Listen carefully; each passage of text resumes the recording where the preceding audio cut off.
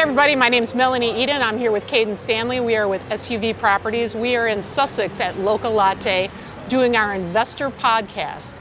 We are real estate professionals spreading the knowledge of real estate around the world. Like us, love us, email us, call us. We are here to help you. Thanks for watching. We're at Loca Latte with Jake and Beth Jones, and they're going to tell us their investor story.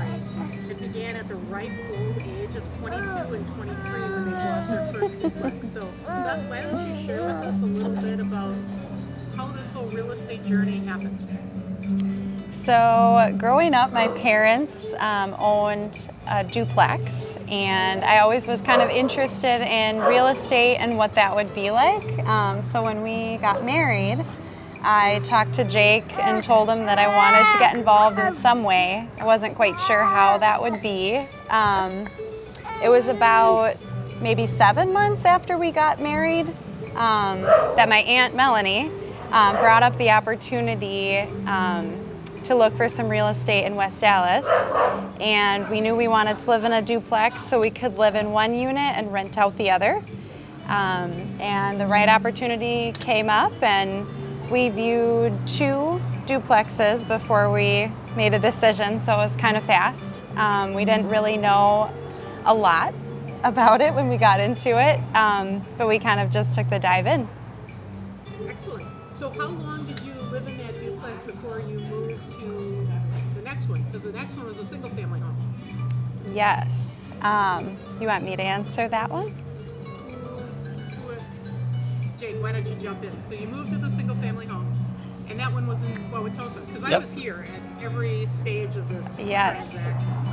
So you moved to the single family home in Tosa, and so the duplex you lived in for about 2 years. 2 years? Yep. Then you moved to the house in Wauwatosa? Yep, we moved to Wauwatosa. We were kind of debating on how this all works, if we're supposed to sell our duplex now and move into a single family, but that's kind of where Melanie stepped in and kind of gave us the rundown on how rental real estate works, and we decided to keep the West Dallas property as a rental, where we had 2 renters, one upstairs, one downstairs, and we moved into the single family unit in Wauwatosa, which was a little bit of a bigger space for us, and the income from the duplex was helping pay for our mortgage now in the single family. But don't forget, you had to double down because you bought a duplex and a single family at the exact same time. This is Right, true. this is true. So we had some creative financing that we had to do in there, remember that? Yes. Yeah. You want to explain what we did? You can explain that. So we bought it actually not that far apart, I guess. We did buy another duplex in West Dallas. So for the second duplex that we bought that one first, and then shortly after that we purchased our single family home in Tosa. So we ended up renting for about 6 months in the single family home so that we could get the low down payment and an owner occupancy interest rate for the duplex. So it was a little bit creative financing that we had to do because you went from one duplex to owner occupying another duplex, which in banking terms is a sideways move. They don't normally like to look at sideways moves. Right. But we knew the lender. We followed the lending laws at the time. They were still owner occupying this other property, and then we could move you into the single family, even though you moved into the single family right away. Yeah. Right. You were renting it, so you weren't owning it, so we were like extra gray at that point. But it worked out, and It then did work out. we were able to buy the single family home. And what's the cool part of the very first duplex then? So the cool part then is eventually, about 3.5 years later, we ended up selling it, and we were able to profit about $100,000. That was after the upstairs tenants moved out. We did a total renovation of that space. Also, while we were living there, we had totally renovated the garage, did some landscaping, so we put a lot of work Realistically, into the it. profit was more around 70 after all the work and costs associated to everything. But that was a big thing for us, is that we were always trying to figure out the financing or how we didn't have much money. We're newly married, we're young, we didn't know how this whole thing works. So Who was figuring out the financing? oh, we were solely, yeah, we solely no. I mean, a big thing, we didn't know how anything worked. You know, I remember when Beth and we first met with you. I was like hesitant to meet with you. And by the end of the meeting, you were explaining how financing could work, how you could actually make these transactions. And by the end of the meeting, I was like, we should buy 10 duplexes. Like, let's go. We need to get going on this thing. And I remember that. And I also remember Beth saying, let's get one. Start with one step at a time. Yeah. So then you sold the duplex, and we sold it as an off-market property to a friend, so there was no competition on that. Yep. So that worked out well for the friend, as well as us just not having the time invested into the sale. But it worked out well for him because at the time there was a lot of bid wars going on in West Dallas. So because we had put in offers on, I think, 6 duplexes for him. That just we were not winning the bidding wars. Yep. So it worked out. It was crazy great, 'cause time. I remember I called you, Jake, when Dakota and I were looking for duplexes, and you were in the process of moving into the single-family home. Yep. And it was a Friday morning. I had just showed him 2 duplexes, and I called you and said, "You want to sell your duplex?" And you're like, "Huh." Yeah. maybe. Let me talk to Beth and get back to you. And the next day, we were putting together the transaction Yeah. to make it happen. Yeah. Because then what happened? You springboarded into a rehab In Sussex. Yeah. So we moved from Milwaukee back out to more of where we grew up. Yep. And did a total rehab of a single family home. The previous owner, she smoked a lot inside. Oh my goodness. So there was a lot of damage. Pretty much everything had to be Ripped out. repaired or changed. Yeah. Yeah. So that took us about 1.5 to 2 years by the time that we had finished the basement as well. 6 months for the major construction aspect. I mean, we took down all the drywall, took out 3 walls, opened up the bedrooms, made the living space between the kitchen and living room, open concept. And then later on we finished the basement, added a bathroom, added a bedroom, added about 1,000 square foot. Because the original game plan on that is you were going to flip it. But in typical Jake style, he gets excited, and then you need to move in. Then we wanted, my dad also had a part in that because my dad is a carpenter and he definitely helped us understand like what quality is, like when we're remodeling. So that was partially my dad's idea too. Yeah, it was. And then we had the opportunity to sell your home in Wauwatosa. So the nice thing is your duplex in theory was a 2-year deal. Yep. And you bought another duplex and you bought a single family home.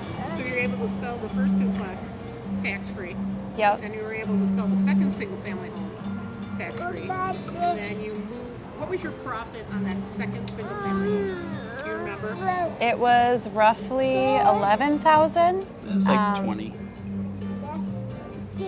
About 20,000. I think it was closer to 20,000 was Yeah. your profit.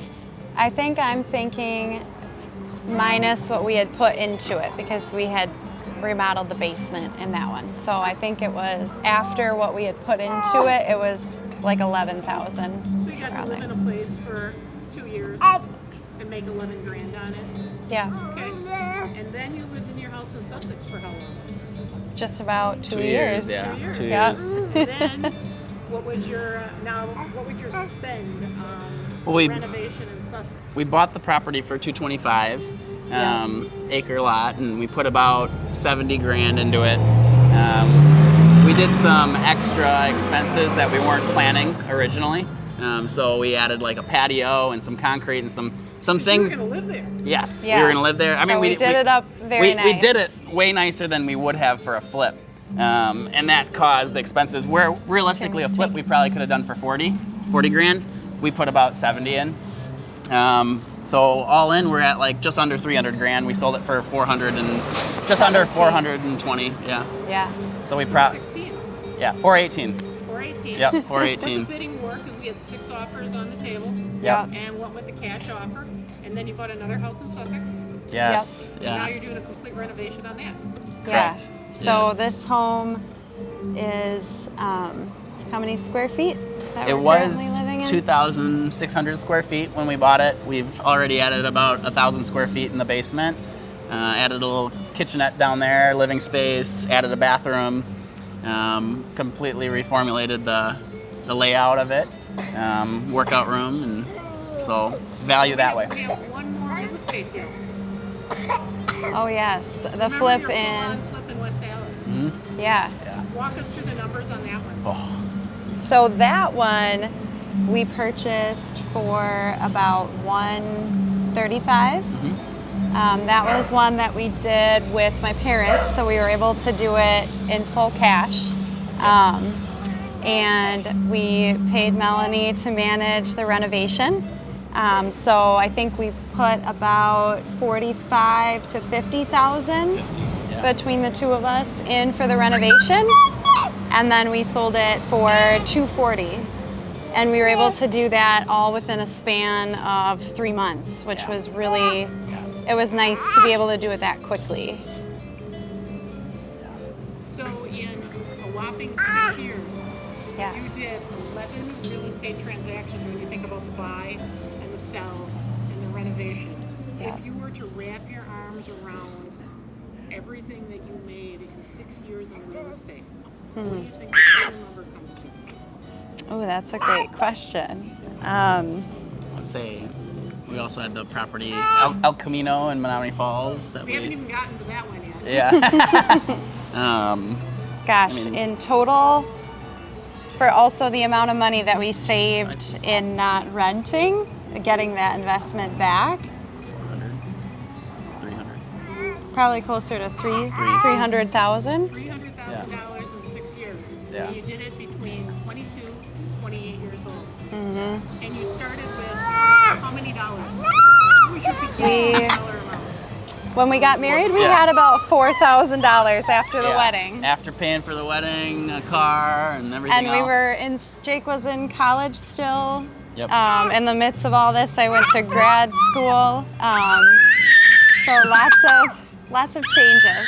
Let's get this guy out. So you can get And had a baby. yeah, you can get started in real estate with any amount of dollars. Yes. If you have the right help to guide Yeah. you through.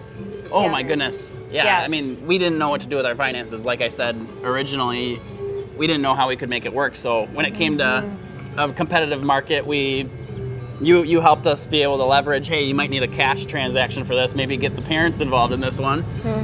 So that's what we ended up doing, and other creative aspects for financing where we only put 3% down. Give future real estate investors any tips? What would be your top 5 things? If you don't have 5, don't give us 5. What would be your top tips to give anyone getting started in real estate, regardless of their age? Do you want to I can start, or sure. what? Okay. I'd say the first thing, if you're married, is you need to be on the same page with your wife or your husband. So if we weren't on the same page, you'd be sacrificing the relationship to be able to, it wouldn't work out. So we had to be on the same page to be able to know what we wanted to do. So I'd say the first thing is just knowing your spouse and making a plan, strategizing together, and having a good leadership to kind of talk you through the numbers, to give you peace of mind and make smart decisions in interesting market conditions. So I'd say that's the first thing. You want to add something else? I think having a plan. So when we got started, Melanie had us write out 1-year goals, 5-year goals, and 10-year goals. So that kind of helped guide some of the choices of how we went about doing things. And if you keep some of those longer term goals in mind as you move through what you're doing right now, it will help you to still be able to work towards those goals. My dad always tells me, or maybe Melanie told me this, I don't know where this came from exactly, but people underestimate what they can do in 10 years and they overestimate what they can do in 1. So if you just keep slowly moving through and you have one of your team members to keep you to those goals, it will help you as you move through the real estate process. I'd say the other thing is a lot of people get excited when they get involved with real estate. I know I get excited with almost anything when it comes to real estate, but you have to be really level-headed. So when it comes to searching for a property, if you're trying to figure out, okay, how can I make money on this? I'd have to do this, and we'd have to sell it for this big number in order for it to be profitable. And you jump into something, but it's not really a smart buy. You got to remember, in real estate, you're making your money on the buy. You're not making the money when you sell the property. You have to be patient. You have to work with a team of individuals who know the market and the market conditions, and that's what's going to be able to help you to be successful. So I felt like we did a pretty good job of having people in the beginning of our journey they had experience, they were honest, we could trust them. And so that kind of helped us get a leg up, so that when we first had our couple of buys and sells, they were profitable. And then we learned through our experiences and didn't jump into something too quickly just because we're excited. You got to be level-headed and patient. Last question. What are your investment real estate goals for the next 5 and 10 years?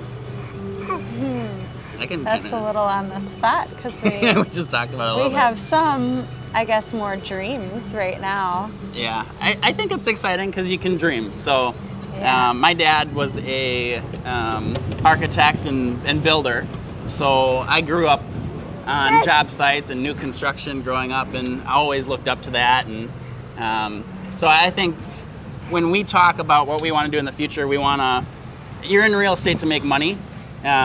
Ultimately, you're not just throwing your money around just to have fun and have a liability at times. There are benefits. There's 4 benefits to real estate. We can get into that another time.